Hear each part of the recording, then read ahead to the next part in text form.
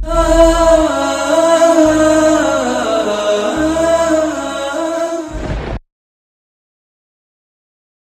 الحمد لله نحمده ونستعينه ونستغفره ونؤمن به ونتوكل عليه ونعوذ بالله من شرور أنفسنا ومن سيئات أعمالنا من يهده الله فلا مضل له ومن يضلل فلا هادي له وأشهد أن لا إله إلا الله وحده لا شريك له وأشهد أن محمدًا عبده ورسوله أما بعد فإن خير الحديث كتاب الله وخير الهدي هدي محمد صلى الله عليه وسلم وشر الأمور محدثاتها وكل محدثة بدعة وكل بدعة ضلالة وفي رواية وكل ضلالة في النار فأعوذ بالله من الشيطان الرجيم بسم الله الرحمن الرحيم والعاديات ضبحا فالموريات قدحا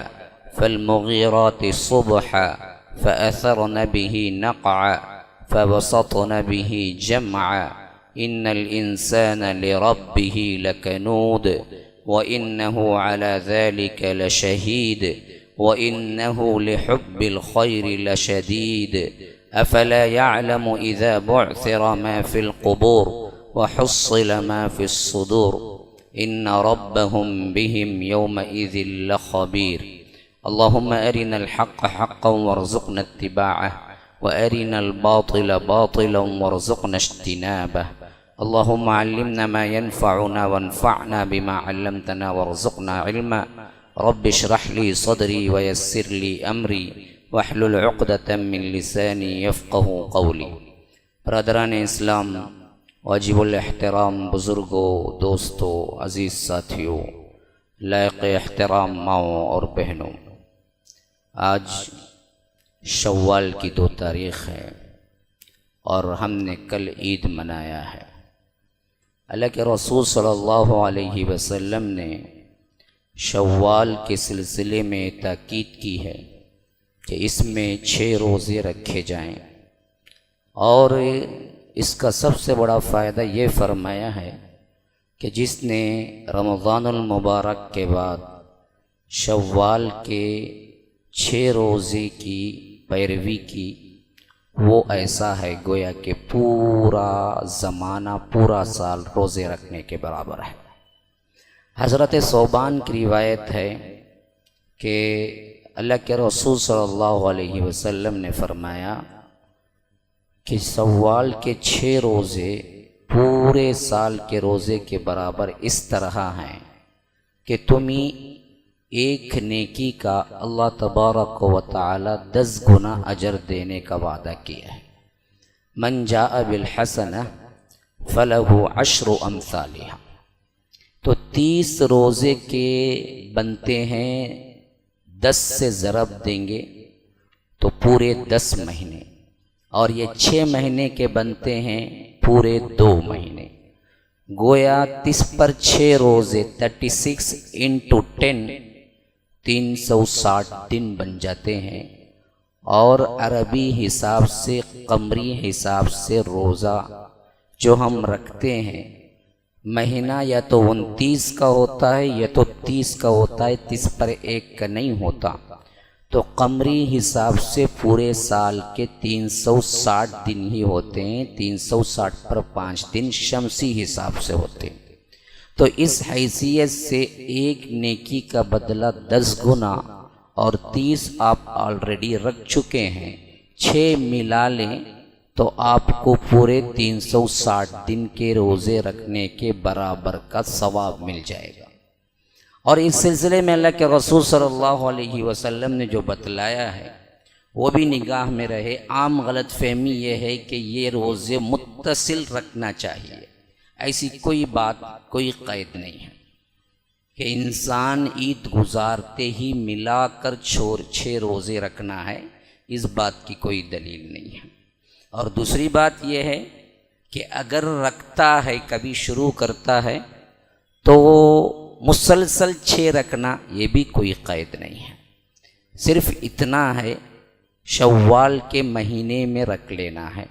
اب یا تو آپ ایک ایک کر کے گیپ دے کے رکھیں، یا دو دو کر کے گیپ دے کے رکھیں، یا آخری دنوں میں 6 کے 6 پورے کر دیں، یا 20 دن کے بعد رکھ لیں، یا 10 دن کے بعد رکھ دیں، یا ملا کر لگاتار عید کے بعد رکھیں۔ اس معاملے میں کوئی قباحت نہیں ہے، لیکن جو رکھ لیتا ہے اس کی فضیلت پورے سال کے روزے رکھنے کے برابر ہے۔ رمضان المبارک کے جو روزے ہم رکھتے ہیں، اس سلسلے میں بات ذہن میں رہے، روزے سے اپنی روحانی حیثیت سے خاص کیفیت پیدا ہوتی ہے، جس میں انسان نیکی کی طرف بھاگتا ہے، دوڑتا ہے، رغبت پیدا کرتا ہے۔ اب مسلسل 11 مہینے اگر ہم چھوڑ دیں اور سیدھے رمضان المبارک میں روزے رکھیں تو حق تو ادا ہو جاتا ہے، بقیہ سب نوافل کے ہیں، لیکن وہ ایمانی اور تقوی کی کیفیت پیدا نہیں ہوتی۔ بھائی یہ مائک تھوڑا سا صحیح ایڈجسٹ کرو۔ تو جو کیفیت ہوتی ہے اس کیفیت سے انسان محروم ہو جاتا ہے۔ اس حیثیت سے شریعت نے ہمیں جو بتایا ہے، اگر اس کو ہم اپنی زندگی میں لازم پکڑیں گے تو رمضان المبارک جیسا تقوی اور اسی جیسے اعمال کی طرف رغبت رکھنے کا معاملہ ہمارے ساتھ ہوگا۔ وہ کیسے؟ مستحبات اور نوافل کے روزوں کا بھی اہتمام کریں، جس میں سب سے پہلی بات یہ ہے ہر مہینے کے 3 دن کے روزے، ایام 20 اور قمری کیلنڈر اسلامی کیلنڈر کے حساب سے چاند کی 13، 14 اور 15، یہ 3 دن کے روزے مسلسل ہر ماہ میں رکھتے رہیں تو کیفیت یہ 3 پھر آپ انٹو ضرب سے دیں 10 سے تو پورا مہینے کے قریب ہو جاتا ہے آپ کو کہ پورا روزہ آپ نے کیا ہے سال بھر کا رکھا۔ اور ہفتے کے 2 دن اللہ کے رسول اہتمام کے ساتھ رکھتے تھے، پیر اور جمعرات کا۔ اس معاملے میں یہ بتایا گیا پیر تو اس وجہ سے رکھتے تھے کہ اللہ کے رسول صلی اللہ علیہ وسلم اس دن پیدا ہوئے، اور جمعرات اس وجہ سے رکھتے تھے کہ ہمارے اعمال اللہ کے ہاں پیش ہوتے ہیں ہر جمعرات کو۔ تو اللہ کے رسول نے کہا کہ جب بھی میرے اعمال پیش ہوں تب میں روزے سے رہوں۔ تو ہفتے میں 2 دن، مہینے میں 3 دن کے روزے، اور اس کے ساتھ ساتھ نوافل میں شوال کے یہ 6 روزے اور یوم عرفہ کا 1 روزہ اور عاشورہ کے 2 روزے 9 اور 10، یہ اگر رکھیں گے تو ہمیں رمضان المبارک کا سا ماحول خود اپنے روحانی طبیعت کو ملے گا۔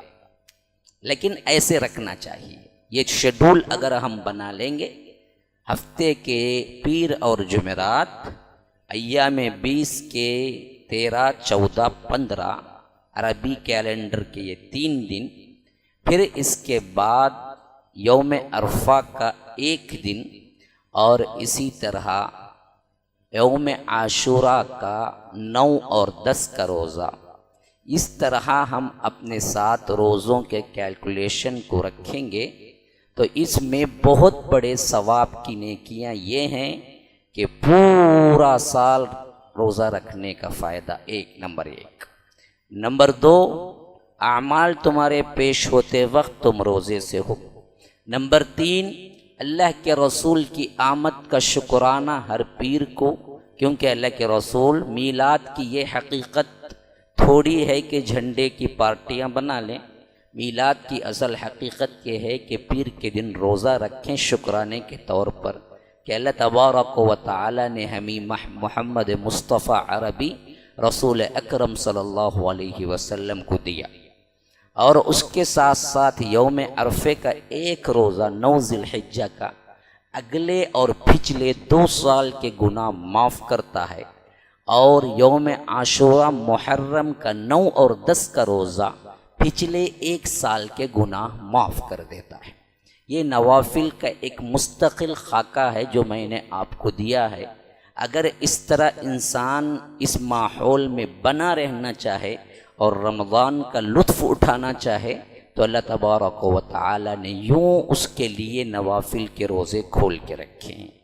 تو آئیے جو بات میں نے رمضان سے پہلے چھوڑی تھی کہ سورہ عما اور جز عما کے چھوٹے چھوٹے سورتیں جو ہم نماز میں پڑھتے ہیں، ان کی تفصیل جمعہ کے خطبوں میں اور خاص کر اس کے فوائد و نصیحتیں، اس حیثیت سے ہم نے 114 سورتوں میں سے قرآن کی 14 سورتیں پڑھ لی تھی۔ آج 100ویں سورت کا میں نے کیا ہے تلاوت کیا آپ کے سامنے، یہ برابر سورہ نمبر 100 ہے اور اس کا نام ہے سورۃ العادیات، اور یہ مکی سورت ہے اور اس کے اندر 11 آیتیں ہیں۔ لطف کی بات یہ ہے کہ سورہ قاریعہ بھی 11 آیات پر مشتمل ہے۔ سورہ قاریعہ کے بعد سورہ عادیات آ رہا ہے، یہ بھی 11 آیتوں پر مشتمل ہے، اور اس کا پس منظر مکی دور رہنے سے ہمیں اچھی طرح یہ بات کھل کے سامنے آتی ہے کہ اللہ تبارک و تعالی نے اس زمانے کے لحاظ سے مشرکین مکہ کے جو بگاڑ تھے اس پر انہی کے ماحول سے مثال دے کے سمجھایا ہے، تاکہ آنے والے داعیوں کے لیے بھی یہ مثال قائم ہو جائے کہ اسلام کو سمجھانے کے لیے اس وقت کے جدید ترین مثالوں کو لے آئیں تاکہ لوگ سمجھ سکیں۔ بسم اللہ الرحمن الرحیم، اللہ کے نام سے جو بے انتہا مہربان رحم فرمانے والا ہے، شروع کرتا ہوں میں۔ فرمایا والعادیات ضبحا، عادیہ اس کی جمع ہے عادیات، اور یہ نکلا ہے عدو سے، اس کا مطلب ہے تیز دوڑنا، تیز دوڑنا۔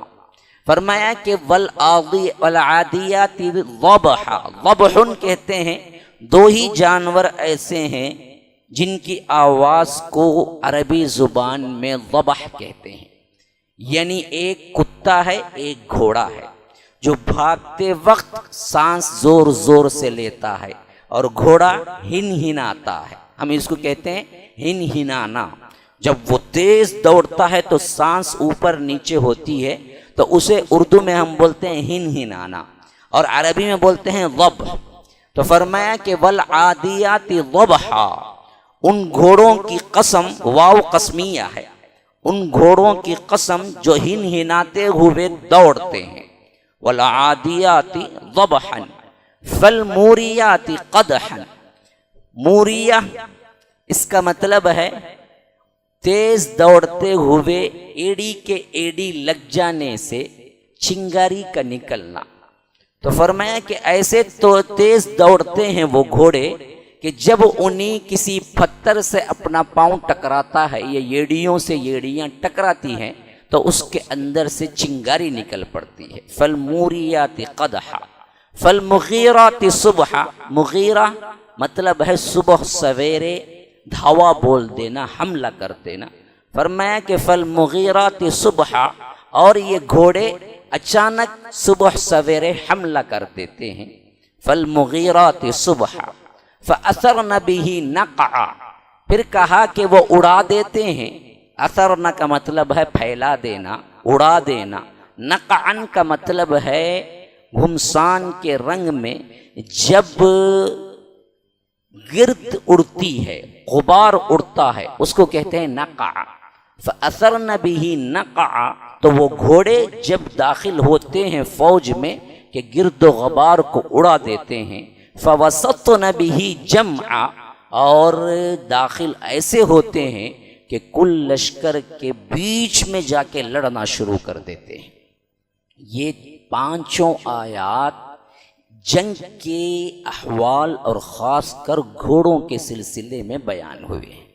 اب عجیب بات ہے کہ اللہ ان گھوڑوں کے 5 آیات میں صفات بیان کر کے آخر انسان سے کہنا کیا چاہتا ہے۔ اب ہر بات ریلیٹڈ ہونی چاہیے اور انسان اپنی بات بھی ریلیٹڈ کرتا ہے۔ اب دیکھیے ریلیٹڈ بات جو آ رہی ہے ذرا غور کر کے دیکھیں، رب العالمین کا کلام ہے، ہمارا تمہارا نہیں ہے کہ بیکار کی بکواس ہو۔ 5 آیات میں گھوڑوں کے 5 صفات بیان کر کے کہتا ہے فَأَثَرْنَ بِهِ نَقْعًا فَوَسَطْنَ بِهِ جَمْعًا إِنَّ الْإِنسَانَ لِرَبِّهِ لَكَنُودٌ۔ اتنی قسمیں اس وجہ سے ہم نے کھائی کہ بے شک انسان اپنے رب کا نمک حرام ہے۔ قسم کے پیچھے جواب قسم یہ آ رہا ہے۔ کیا جواب قسم آ رہا ہے؟ بے شک انسان اپنے رب کا نمک حرام ہے۔ لکنوت ناشکرا، احسان فراموش، نمک حرامی کرنا، غداری کرنا، یہ تمام معنی کنوت کے اندر ہے۔ فرمایا کہ ان الانسان لربہ لکنوت وانہ علی ذلک لشہید، اور یہ نمک حرامی پن، یہ ناشکرا پن خود کو بھی معلوم ہے کہ وہ رب سے ناشکری کر رہا ہے، اس پر وہ گواہ بھی ہے۔ یہ نہیں کہ معلوم نہیں کر رہا ہے، معلوم رہتے ہوئے کرتا ہے۔ اللہ کی نافرمانی کر رہا ہے، اس کو معلوم ہے پھر بھی کرتا ہے، اتنا جری ہے۔ وَإِنَّهُ عَلَى ذَلِكَ لَشَهِيدٌ۔ پھر فرمایا وَإِنَّهُ لِحُبِّ الْخَيْرِ لَشَدِيدٌ، اس وجہ سے بھی کرتا ہے کہ اسے مال کی محبت بہت ہے۔ حب، الحب الخیر لشدید، یہاں پر خیر بمعنی مال ہے۔ یہ اس وجہ سے رب کا نافرمان اور ناشکرا نمک حرام ہے، باوجود جانتے بوجھتے جو کرتا ہے، اس وجہ سے کہ مال کی محبت اس کے دل کے جڑوں میں پہنچ چکی ہے۔ لحب الخیر لشدید۔ تو اب اس کے بعد 2 سوالات بہت اہم ہیں۔ افلا یعلم اذا بعثر ما فی القبور، کیا وہ یہ نہیں جانتا کہ قبروں میں جو کچھ ہے ہم نکال لیں گے؟ وحصل ما فی الصدور، پھر اس کے بعد قبروں میں جو ہے وہ تو ہم نکالیں گے، لیکن ساتھ میں اس کے دل میں کیا ہے وہ بھی ہم نکال لیں گے قیامت کے دن۔ حصل، حصل یحصل کا مطلب ہے جانچ کر جو بھی ہے وہ سب کا سب باہر نکال دینا۔ اس کے دل کے اندر کیا ہے وہ بھی ہم نکال کے باہر رکھ دیں گے۔ ما فی الصدور ان ربہم بہم یومئذ لخبیر، کہ بے شک تیرا رب اس دن بہت باخبر ہوگا جو کچھ بھی تو کر رہا تھا۔ آج بھی باخبر ہے، لیکن اس دن کا باخبر ہونے کی کیفیت کچھ اور ہی ہوگی، تو اس کو پوائنٹ آؤٹ کر کے بتلا دیا۔ اب یہ تھا سلیس ترجمہ سورۃ العادیات، سورہ نمبر 100 آیت 11 1 سے لے کر مکی سورت کا ترجمہ۔ ذرا اب غور کر لیں، اس ترجمے کے تحت ہمارے لیے نصیحتیں کیا ہیں۔ پہلی 5 آیتیں گھوڑوں کی صفات پر مبنی ہیں، اور گھوڑوں کو اللہ تبارک و تعالی نام لیے بغیر ان کی صفتوں کو ظاہر کیا ہے۔ 5 آیات میں کہیں بھی گھوڑے کا ذکر نہیں آیا، ان کی صفت کا ذکر آیا۔ پہلی صفت کیا ہے؟ بھاگتے ہیں، اتنا بھاگتے ہیں سانس اوپر نیچے ہو جاتی ہے۔ نمبر 2 صبح کے وقت۔ نمبر 3 اتنا بھاگتے ہیں کہ ایڑیوں سے چنگاریاں نکلتی ہیں۔ نمبر 4 گھمسان کی جنگ ہو تو بھی اندر داخل ہو جاتے ہیں۔ نمبر 5 صبح سویرے کا موقع ہو تو بھی وہ علل اعلان اپنے مالک کے حکم پہ لڑ پڑتے ہیں۔ اب اس کے بعد کہتا ہے انسان نمک حرام ہے۔ کیا مطلب؟ اللہ تبارک و تعالی نے انسان کو بنایا، انسان نے گھوڑے کو نہیں بنایا، لیکن گھوڑے کو پھلایا کھلایا، خدمت کیا، اس کے لیے چارہ ڈالا، تو وہ گھوڑا اپنے مالک کا اتنا وفادار ہوتا ہے کہ مالک حکم دے کے نکلنا ہے تو ایک اس کے ایڑ لگانے پہ دوڑنے لگتا ہے، اور اتنا دوڑتا ہے گویا کہ چنگاریاں نکلنے لگتی ہیں، اور وہ نہ صبح کا وقت دیکھتا ہے نہ شام کا وقت دیکھتا ہے، مالک کے حکم پہ فوری بھاگتا ہے، خواہ وہ صبح ہو یا شام ہو۔ نمبر 3، مالک کے حکم پہ اپنی جان کو خطرے میں ڈال دیتا ہے۔ بظاہر گھوڑوں سے گھوڑوں کی لڑائی نہیں ہوتی، گھوڑے پہ بیٹھ کے انسانوں سے لڑتا ہے، تو بیٹھنے والا مالک سے دشمنی ہے اصل میں دوسرے سے، لیکن گھوڑا اپنی جان دے کے مالک کے لیے لڑ رہا ہوتا ہے۔ یہ ایک ایسے جانور کی صفت جس نے اسے نہیں پیدا کیا، اسے صرف گھاس ڈالی، گھاس۔ یہ گھاس ڈالنے کا شکریہ یہ گھوڑا اتنا ادا کرتا ہے کہ وہ اگر دوڑو بولے تو دوڑتا ہے، صبح کے وقت دوڑو بولے تو بھی دوڑتا ہے۔ تم ایسے اللہ کے نافرمان نمک حرام ہو کہ اللہ آؤ بولے تو آتے نہیں، اور صبح کو جب بلاتے ہو تو کہتے ہو کہ نیند پیاری ہے۔ ذرا اپنا اور گھوڑے کا مقابلہ کر کے دیکھو۔ رب نے تمہیں پیدا کیا، چارہ نہیں ڈالا۔ رب نے تمہیں پیدا کیا ہے، چارہ نہیں ڈالا۔ گھوڑے کے مالک نے پیدا نہیں کیا، چارہ ڈالا۔ وہ چارہ ڈالنے کی اتنی محنت اور اتنا شکر گزار ہے کہ وہ ایک ایڑ لگائے، ایک اشارہ کرے دوڑو تو دوڑتا ہے، اور تیز دوڑو تو اور تیز دوڑتا ہے، یہاں تک کہ وہ اگر چٹانوں پہ پہنچے تو اس کے دوڑنے کی وجہ سے چنگاریاں نکلنے لگتی ہیں، اور سانس اوپر نیچے ہوتی ہے تو بھی دوڑتا ہی رہتا ہے۔ وہ کھڑ کے پانی نہیں مانگتا کہ مجھے دوڑنا نہیں ہو رہا ہے، اب وہ آگے جاتا ہے، حتیٰ کہ کسی اور کی دشمنی کی وجہ سے یہ گھمسان کے جنگ میں پڑتا ہے تو یہ اپنے آقا کے دشمن کو اپنا دشمن سمجھ کے لڑتا ہے، ورنہ تو گھوڑے کو انسان سے کیا دشمنی ہے؟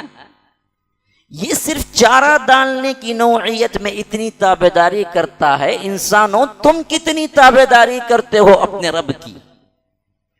تو نمک حرام نہیں ہو گھوڑے کے مقابلے میں؟ ذرا سوچ کے تو دیکھو، اللہ نے تمہیں بنایا کچھ بھی نہیں تھے، پھر تمہارے غذا کے پورے وسائل مہیا کیے، تم کچھ بھی نہیں کر سکتے تھے۔ تمہارے ماں باپ کے دل میں اتنی رحمت ڈالی کہ تم غلاظت بھی کرتے ہو تو وہ تمہیں پاک کر کے نہلا کے مسکراتے ہیں، پھر تمہیں بڑا کیا، پھر شعور آنے پہ کہتا ہے کہ اللہ میرے اشارے پہ آؤ۔ اشارہ تو بہت دور کی بات ہے، واعظ و نصیحت پہ بھی نہیں آتے۔ ایک اذان پہ دوڑتے ہوئے آؤ تو ہم کہتے ہیں کہ نہیں، ہمیں نیند پیاری ہے، ہمیں دکان پیاری ہے، ہمارا بزنس پیارا ہے، ہماری محبت پیاری ہے، ہمارا خاندان پیارا ہے، ہماری بیوی پیاری ہے، ہمارے اپنے عیش و آرام پیارے ہیں، رب العالمین کے اذن پہ ہم نہیں آتے۔ گھوڑے کے مالک کا ایک اشارہ کافی تھا کہ وہ دوڑنے لگے، رب العالمین کا اشارہ نہیں، پورے 5 مرتبہ کھلی دعوت ہوتی ہے تب بھی تم نہیں پہنچتے ہو۔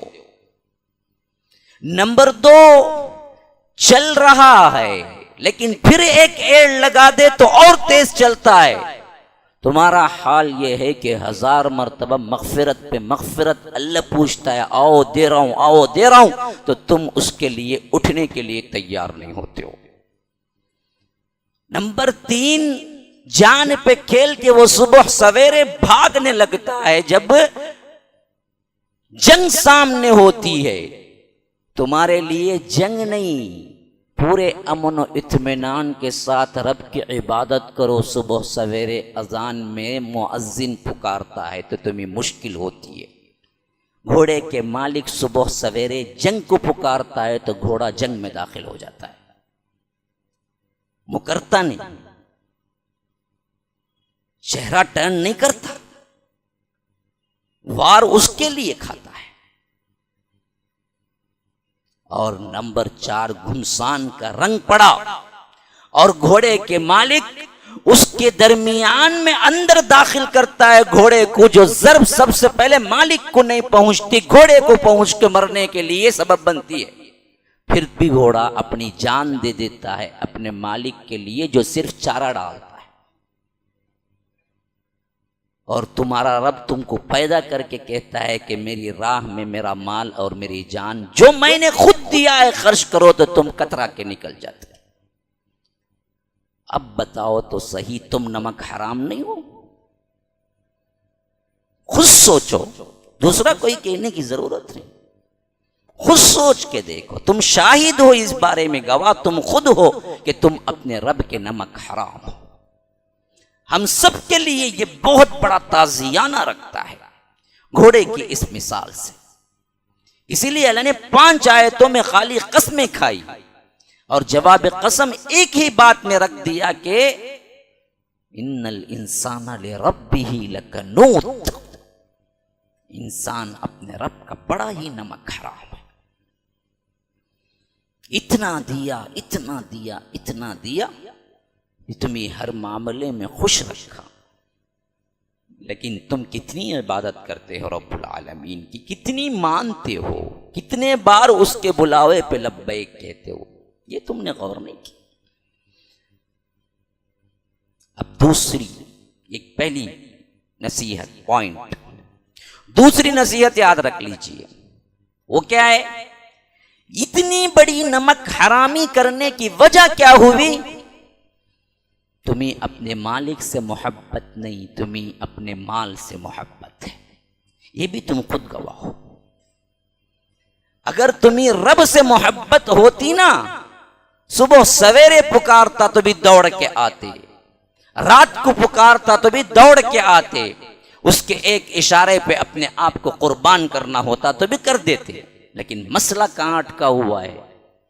تمہارا مال اتنی محبت تمہارے دل میں رکھتا ہے، تمہارے مالک کی اتنی محبت نہیں ہے تمہارے دل کے اندر.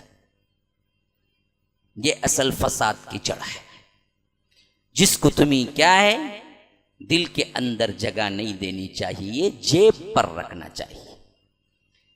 جیب تک حد ہے مال کی، دل نہیں ہے. دنیا میں رہو لیکن دنیا اندر نہ لاؤ ورنہ خطرہ ہے. جس طرح سمندر میں کشتی ہے لیکن پانی اندر آ جائے تو خطرہ ہے، ویسے ہی دنیا میں رہتے ہوئے دنیا اندر آ جائے تو ڈوب جاؤ گے. اس حد تک رکھو اس کو جہاں رکھنا ہے. یہ نہیں کہ بالکل قلاش فقیر بن کے مانگتے پھرو، یہ بھی نہیں کہا، اشارہ دے دیا. وَإِنَّهُ لِحُبِّ الْخَيْرِ، یہ نہیں کہا کہ لِحُبِّ الْمَال، خیر کہا تو فرمایا مال اچھی چیز ہے، خیر ہے. کب تک؟ جب تک کہ مالک کی اطاعت میں صرف ہو، ورنہ وہی تمہارے واسطے خیر نہیں شر بن جائے گا. انما اموالکم و اولادکم فتنہ، فتنہ بن جائے گا. مال کو مال کی جگہ رکھو، چپراسی کو اٹھا کو تم سر پہ مت رکھو، وہ اسی جگہ لائق ہے جہاں پر ہے. وہی حالت مال کی بھی ہے، جہاں رکھنا ہے وہاں رکھو. آنی جانی چیز ہے، جیب میں رکھو، جیب سے اٹھاؤ دو پھر جیب میں آ جائے. دل میں رکھ کے اس کو کیا نہ کرو، اس مرتبے کو نہ دو جو مرتبہ تمہارے مالک کا ہے. دوسری بات، تیسری بات اور اہم بات یہ کہ میں بات ختم کر دوں گا. وہ کیا ہے؟ کیا تمہیں معلوم نہیں ہے؟ افلا یعلم اذا بعثر ما فی القبور وحصل ما فی الصدور. خبروں میں جو کچھ ہے ہم اس کو بھی نکالیں گے، دلوں میں جو کچھ ہے ہم اس کو بھی نکالیں گے. یہ یاد رکھ. ہاں دیکھیے، خبروں میں جو کچھ ہے اس کو ہم نکالیں گے، مطلب کیا؟ مردے کی ہڈیاں، سڑا ہوا گلا ہوا، اس کا جو بھی کیا ہے باقی بچت ہے کہ اس سب کو جمع کر کے زندہ انسان اٹھا کے کھڑا کر دیں گے. ہو گیا. لیکن حصل ما فی الصدور کے اندر اللہ کیا اشارہ دے رہا یہ سمجھ لیجیے. سب سے اہم چیز، دلوں کے راز بھی نکال کے رکھ دیں گے تو معلوم ہوا ہمارے اعمال کی جان نہیں ہوگی، صرف جان پڑتال جب ہوگی تو ہمارے اعمال کے ساتھ ہمارے نیتوں کی بھی ہوگی. اب یہ عدالت کوئی دنیا کی نہیں کر سکتی. دنیا کی عدالت بھی کوشش کرتی ہے. کسی نے قتل کیا تو قتل کی نیت کیا تھی اس حد تک بھی بحث کرتی ہے دنیا کی عدالت. لیکن کوئی دنیا کی عدالت 100% اس کا پتہ نہیں لگا سکتی کہ قتل کرتے وقت اس کی کیا نیت تھی اور اس کے مطابق سزا دے. آخر کار جو کچھ وہ ظاہر کرے گا اسی حیثیت سے اس کو سزا دی جائے گی. اگر کسی نے غصے میں پاگل ہو کے کر دیا تو سزا تو کم ہوگی، لیکن صحیح طور پر یہ نہیں کہ وہ کرتے وقت اس کی کیا نیت تھی اس کے مطابق اس کو سزا ملے. یہ دنیا کی کوئی عدالت نہیں کر سکتی، یہ رب العالمین ہی کر سکتا ہے جو دلوں کا جاننے والا ہے. یہ ہوگا قیامت کے دن. اب سمجھ لو اچھا برا جو بھی تم دکھانے کے لیے کرتے ہو یہ رب العالمین کے سامنے وہاں پیش ہوگا، اور پیش ہو کے عمل نہیں دیکھا جائے گا، عمل کے ساتھ تمہاری نیتوں کو دیکھا جائے گا. کہیں کہیں تمہاری نماز بھی عذاب کا سبب بن جائے گی اس وقت، کیونکہ نیت ٹھیک نہیں تھی. نماز تو بظاہر تم نے ادا کی، لیکن نماز سے تمہیں فائدہ کیا ملا؟ 1% بھی نہیں ملا. زکوٰۃ تو تم نے ادا کی بظاہر، لیکن اندر نیت ٹھیک نہیں تھی، 1% ثواب بھی نہیں ملا تمہیں. حج تو تم نے کیا واقعتاً، لیکن وہاں 1% ثواب نہیں ملے گا، کیونکہ ارکان تو صحیح ادا کیے، اندر کی نیت ٹھیک نہیں تھی. اور بظاہر بہت سے برے کام سمجھنے والے نیتوں کی وجہ سے اچھے کام قرار دیے جائیں گے، اچھے کام قرار دیے جائیں گے. کیوں؟ اس کی نیتیں ٹھیک تھی. تو اصل اعمال پر بحث نہیں، اعمال کے ساتھ تمہارے نیتوں کو نکال کے رکھ دیا جائے گا. کا مطلب کیا ہے؟ نیت کو بھی اللہ کوئی شکل دے دے گا جو تمہیں آ کے برابر بتائے گی کہ اس نیت کے تحت اس نے یہ کام کیا تھا. بدبخت بظاہر تو کیا تھا؟ دیکھنے والوں کے لیے بنا ہوا تھا، بہت بڑا اللہ والا، لیکن اندر نیت یہ تھی اسے کچھ نہیں ملے گا. اللہ کے رسول نے کہا کہ پہل جہنم کی آگ جو بھڑکائی جائے گی ایک بہت بڑا سخی ہوگا، ایک بہت بڑا قاری ہوگا، ایک بہت بڑا شہید ہوگا جس سے جہنم کی آگ بھڑکائی جائے گی. لو نہ کوئی گنہگار، نہ زانی، نہ جواری، نہ شرابی، نہ دھوکے باز. جہنم کی آگ بھڑکائی جائے گی کس سے؟ یہ قاری، یہ ایک سخی، ایک شہید. بظاہر دنیا کے عمل ہمارے نگاہ میں بہت اونچے ہیں اللہ والوں کے لیے، لیکن نیتیں پاک نہیں تھی جن سے جہنم کی آگ بھڑکائی جائے گی. قاری سے پوچھا جائے قرآن پڑھتے تھے؟ ہاں، پوری دنیا کو روشن کر دیا، میری قرات کون نہیں جانتا تھا. بات تو صحیح کہتے ہو، لیکن قاری بننے کے لیے نہ کیا یہ سب کچھ. وہ نام دنیا میں تم نے کما لیا، جاؤ جہنم میں. سخی سے پوچھا جائے گا خرچہ کرتے تھے؟ کہا کہ اللہ اتنا خرچہ کیا کہ لوگ ہی میرا نام سخی رکھ دیے. اصل خرچہ ہی اس وجہ سے کیا کہ لوگ تجھے سخی کہیں، وہ تو دنیا میں لے چکا، جا جہنم میں. شہید سے پوچھا جائے گا تو نے جان میری راہ میں خرچہ کر دی؟ کہا کہ اللہ اتنا کیا یہاں تک کہ تیری راہ میں شہید ہو گیا. اللہ کہے گا بات تو صحیح ہے، لیکن شہید کہلانے کے لیے کیا تھا، وہ تجھے وہیں دنیا میں مل گیا کہ شہید لوگ کہتے رہے لوگ. آج تجھے یہاں پر کوئی حصہ نہیں، جا جہنم میں. اور اللہ کے رسول کہتے ہیں انہی سے جہنم کو بھڑکایا جائے گا. پہلا مقدمہ جو پیش ہوگا. ہاں، بعض لوگ بڑا مغالطہ کھاتے ہیں دین کی باتیں کرنے والوں کے سلسلے میں، اور سمجھتے ہیں کہ بھائی یہ بات پوائنٹ کی کہہ رہا ہے، قرآن کی کہہ رہا ہے. ارے بدبخت، اس کی نیت ورغلانا ہے، تفریقہ ڈالنا ہے، شیطان ہے، یہ جہنم میں جانے والا ہے. بات تو پوائنٹ کی، کون سے پوائنٹ کی؟ نیت ہی صحیح نہیں ہے. ہاں، اسی لیے بخاری و مسلم میں ہم دیکھتے ہیں کہ سب سے پہلی حدیث امام بخاری جو لائے ہیں وہ کیا؟ انما الاعمال بالنیات. اعمال کا دار و مدار نیتوں پر ہے. تمہارے نیت ٹھیک، عمل ٹھیک. نیت غلط، اچھا سا اچھا عمل بھی چلا. کیوں لائے محدث پہلے؟ کہنا چاہتے ہیں ہر حدیث پڑھنے والے طالب علم کو کہ اے طالب علم، بخاری کھول تو نیت ٹھیک رہے. علم سیکھ کے عمل کرنا ہو، علم سیکھ کے لوگوں میں جتانا نہیں میں بخاری پڑھا ہوں، میں عالم ہوں، میں فلاں ہوں. یہ اگر ہے تو بخاری وہیں سے بند کر دے. تیرے لیے وبال جان بن جائے گی۔ اگر واقعتاً پڑھ کے تجھے عمل کرنا ہے تب کھول۔ یہ دراصل سکھانا چاہتے ہیں امام بخاری پہلی حدیث انما الاعمال بالنیات لا کے۔ یہی حال آج تمام فرقہ بازیوں اور تمام وہ لنترانیوں کا بھی ہے جو آج امت مسلمہ میں اٹھے بیٹھے لوگ کیا کرتے ہیں، میں فلاں آیت پڑھا، یہ ترجمہ نکلا، اس کا یہ مطلب ہے، یہ ایک گروپ ہے، میرے پیچھے چار آؤ۔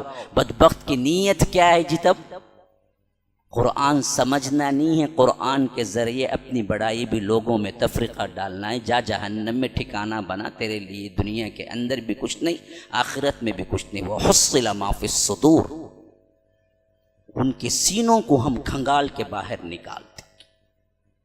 کن نیتوں کے ساتھ انہوں نے عمل کیا تھا؟ یہی بات سورہ طارق میں کھل کے آئے گی ابھی آنے والی سورتوں کے اندر۔